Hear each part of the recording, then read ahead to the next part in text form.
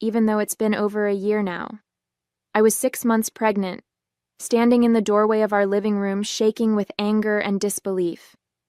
He just stood there, arms crossed, his face blank, like I was the one causing a problem.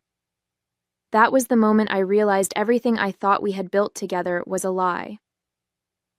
My name is Melissa Harper. I'm 32 years old now, and I'm a single mom to my beautiful 1-year-old daughter, Emma. Life looks nothing like I thought it would, but in some ways it's better. A little over a year ago, I was blindsided by betrayal that turned my world upside down, leaving me to figure out how to move forward while preparing to welcome my little girl into the world. In those early weeks after John left, I felt like I was drowning. Every time I closed my eyes, I saw his face, heard his voice saying those awful things. "I'm not attracted to you anymore, Melissa. Look at you. You've let yourself go." Those words echoed in my mind, cutting deeper every time I thought of them. And Julia, my so-called best friend? She didn't even have the guts to look me in the eye. I never confronted her. I didn't see the point. I just cut her out of my life like she never existed. I struggled through the rest of my pregnancy alone, emotionally and financially. John didn't just leave me. He abandoned Emma too. Not a single text, not a dime to help. My mom tried her best to be there for me, but I could tell it broke her heart to see me like that. I put on a brave face for everyone, but at night, when the house was quiet, I'd cry until I was too exhausted to stay awake. It all started when my friend Karen showed up at my door, her face pale and her expression uneasy. I could tell something was wrong the second I saw her. "Melissa, I need to talk to you," she said as she stepped inside. She hesitated for a moment, like she was trying to find the right words. "I saw John today, with Julia. They were coming out of a hotel together. I didn't want to believe it, but they kissed. Right there in the hallway." I felt my stomach drop. For a moment, I couldn't process what she was saying. John, my husband, and Julia, my best friend? My heart pounded as the shock turned to anger, and I asked Karen every question that rushed into my head. Where? When? Are you sure? But I already knew she wouldn't lie about something like this. It was as if my world had tilted on its axis, and I couldn't find my footing. I still asked, "What do you mean? A hotel? Why would you be in a hotel? Are you sure? This is a serious accusation." My voice trembled as I spoke, hoping for some kind of explanation that would make it all go away. Karen nodded solemnly, her eyes full of pity and regret. "My cousins were visiting, staying at that hotel. I was on my way to their room when I saw them. Melissa, I know what I saw. They didn't see me, but they were coming out of a room together. They kissed, right there in the hallway." She paused, her voice softening. "I'm so sorry, but you needed to know." Hearing her say it again, so matter-of-factly, was like a punch to the gut. My chest tightened, and tears stung my eyes as the reality of it all began to sink in. I sat down on the couch, unable to catch my breath. My world was falling apart right there in my living room. The man I had trusted, the man I was building a family with, had been sneaking around with my best friend. And Julia? She'd been in my life for years, the person I turned to when things got tough. How could they do this to me? How could they betray me like this, especially now, when I was carrying our child?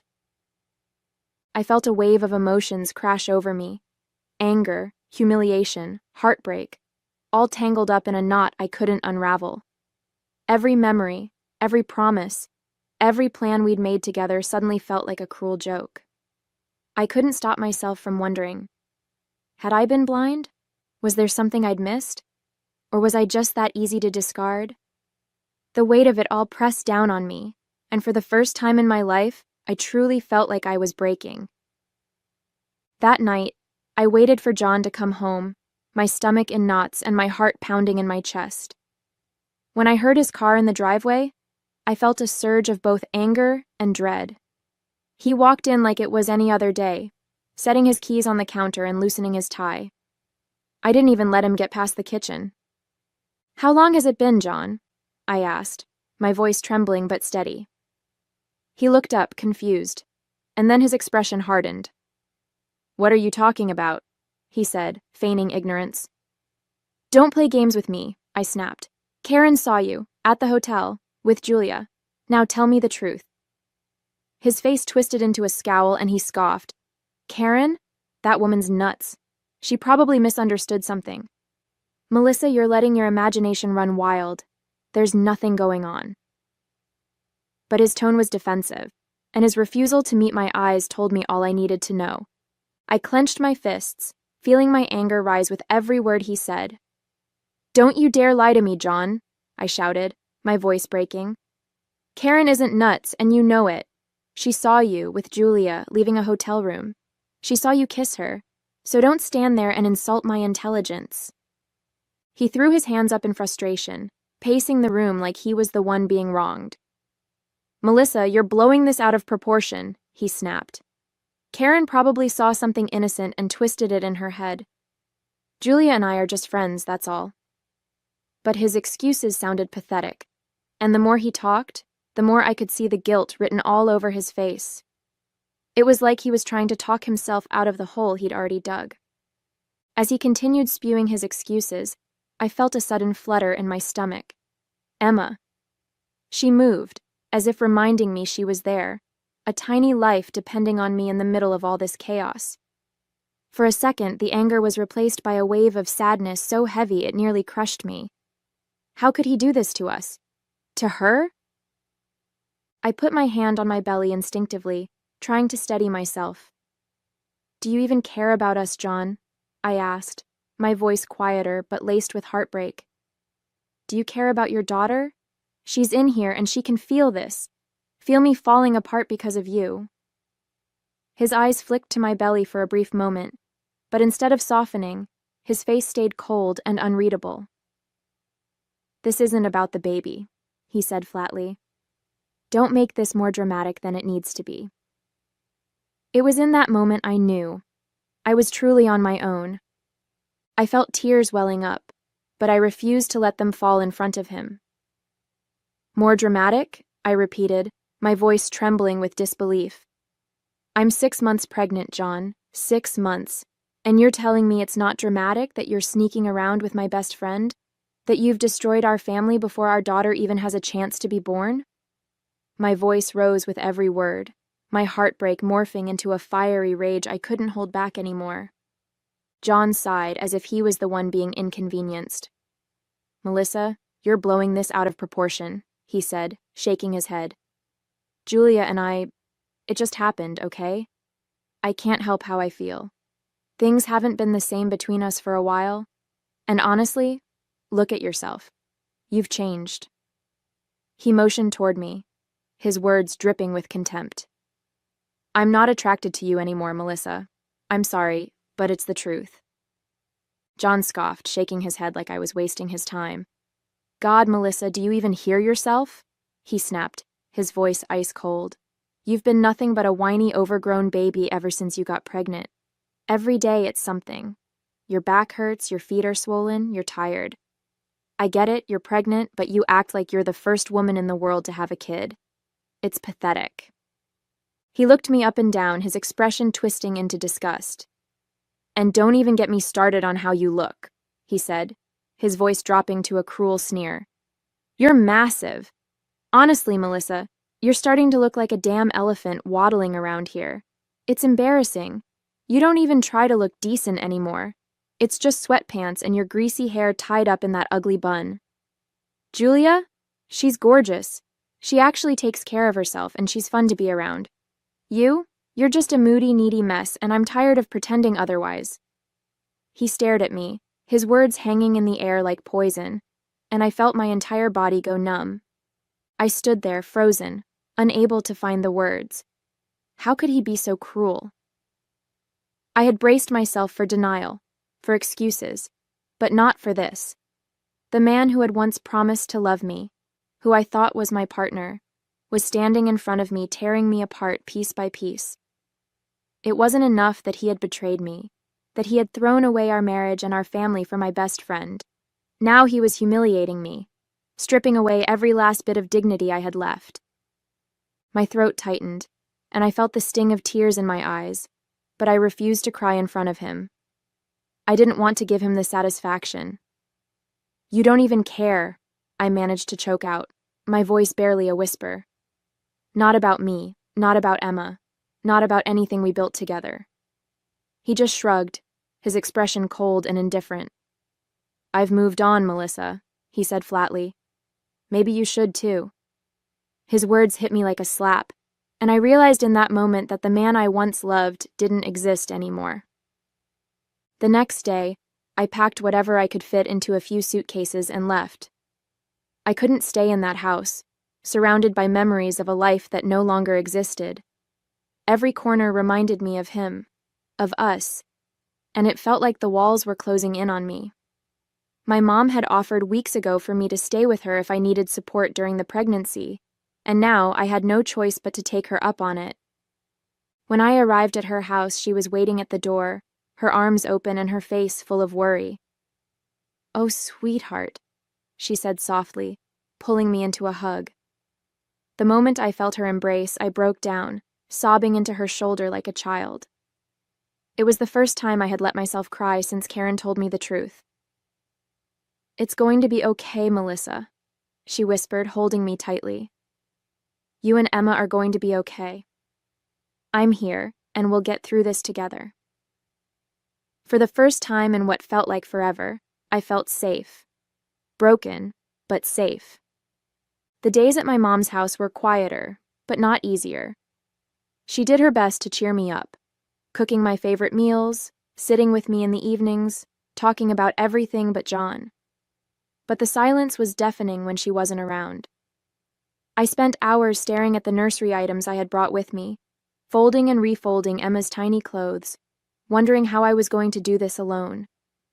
Every now and then, I'd catch myself picking up my phone, tempted to call John, to scream at him, to demand how he could walk away from us so easily. But I stopped myself every time. What was the point? He made it clear who he was, what he cared about, and it wasn't me or his daughter. Instead, I put all my focus on Emma, reminding myself that she was the reason I had to stay strong. For her, I couldn't let him destroy me. After a few weeks, it was like John had vanished from my life entirely. No calls, no texts, no questions about the baby, nothing. It was as if he had erased us from his world, like we had never existed to him. At first, I checked my phone obsessively, half hoping, half dreading that he might reach out, but there was nothing. Eventually, I stopped checking. I told myself it was better this way. No reminders, no lingering false hopes, just silence. It was strange, though. The man who had been such a constant presence in my life for years now felt like a ghost. When I moved into my mom's house, I packed away every photo of him, every trace of him from my old life, and tucked them into a box I shoved into the back of the closet. Sometimes I'd catch myself thinking about him, not in longing, but in disbelief. How could someone just disappear from their own child's life before it had even begun? It was like John had never existed, but his absence was loud and it echoed in every moment I was left to face alone. Months passed, each one harder than the last. Pregnancy wasn't kind to me. I was constantly exhausted, and the stress of doing everything alone weighed heavily on me. My mom was a lifesaver, but there were still nights when I cried myself to sleep, wondering how I ended up here. The idea of bringing Emma into the world without her father, without the life I had envisioned for her, filled me with guilt. But every time I felt her move, it reminded me that she was my reason to keep going. She was the only good thing to come out of this mess. When Emma finally arrived, she was perfect. I'll never forget the moment I held her for the first time. Her tiny fingers wrapped around mine, and I felt this overwhelming wave of love wash over me. For the first time in months, I didn't feel broken. I felt whole. It didn't matter that John wasn't there. It didn't matter that he had chosen to walk away. In that moment, all that mattered was Emma, and she was mine. My beautiful, precious little girl. She was worth every tear, every sleepless night, every bit of pain. The first few weeks with Emma were a whirlwind. Between the late-night feedings and figuring out how to be a mom, I barely had time to think about anything else. She had the most beautiful eyes, big and bright, full of wonder, and when she looked at me, it felt like everything was going to be okay. My mom helped a lot, but I made sure to do as much as I could on my own. I wanted to prove to myself, and maybe even to John, though he was long gone, that I could do this without him. Still, there were moments when the loneliness crept in. I'd see dads doting on their kids at the grocery store or hear friends talk about their partners helping with nighttime feeds, and it stung. But then I'd look at Emma and all the sadness faded. She was my world now, and every smile she gave me, every little coo, made it all worth it. I didn't need John to be happy. I had everything I needed right there in my arms. Weeks later, when life with Emma started to feel a little more manageable, I decided to venture out to the mall. My mom offered to watch Emma for a few hours so I could get some time to myself, something I hadn't done since before she was born. It felt strange leaving the house without her, but I knew I needed the break. Just walking through the brightly lit corridors, surrounded by people going about their lives, was a reminder that the world hadn't stopped turning even when mine had felt like it had. I wandered aimlessly for a while, stopping to browse in a few baby stores, picking out a couple of outfits for Emma. I was just starting to feel a sense of normalcy when I heard a voice call out my name. "Melissa?" I turned, and my heart stopped. It was Julia. She looked different, her face pale, her eyes red and puffy, and there was no mistaking the slight swell of her stomach. Before I could react, she rushed toward me, her voice breaking.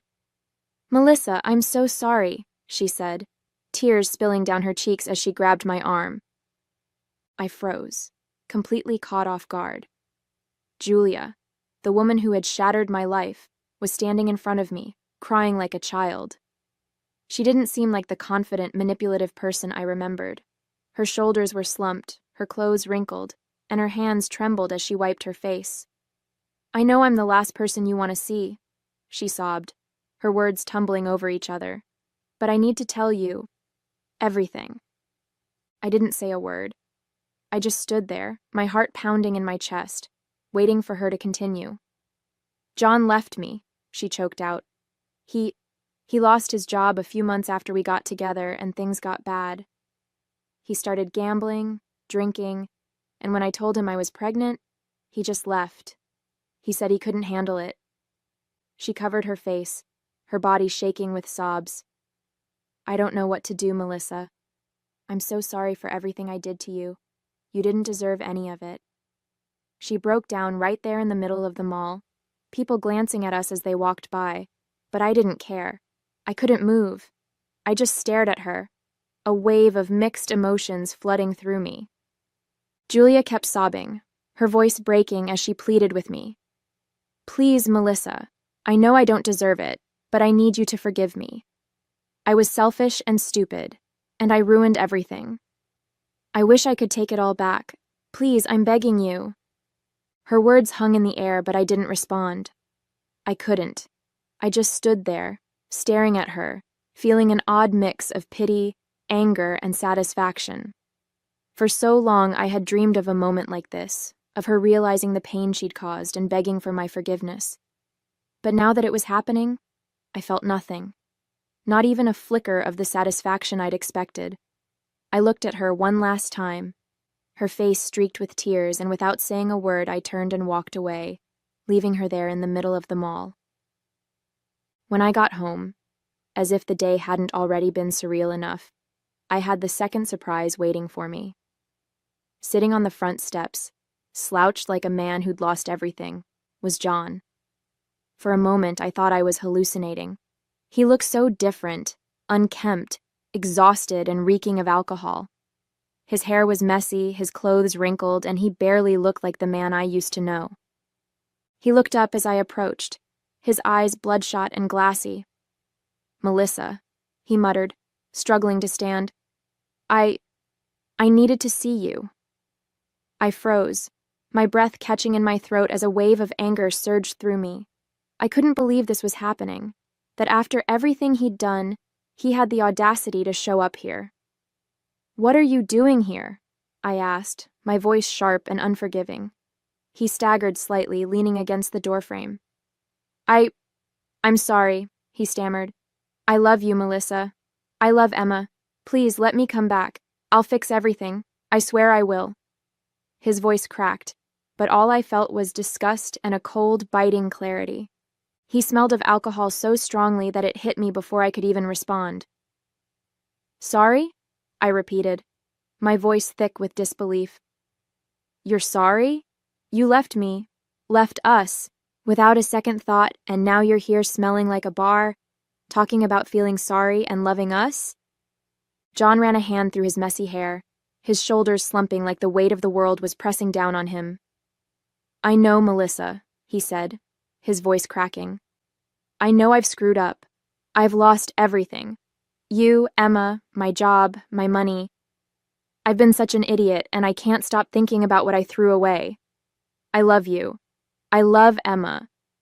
I do. Please, just give me a chance to make it right." For a moment, I just stared at him, my emotions a storm of anger, pity, and something I couldn't quite name. This was the man I had once built my world around, the father of my child, now reduced to this broken shell. "You love us?" I said, my voice trembling. "Where was that love when I was 6 months pregnant and you walked out on me? Where was it when Emma was born, and I was in the hospital alone? You abandoned us, John. You don't get to show up now and play the victim." He staggered slightly, holding onto the doorframe for support. "I know," he whispered, tears welling up in his bloodshot eyes. "I know I don't deserve anything from you. But I've changed, Melissa. I can change.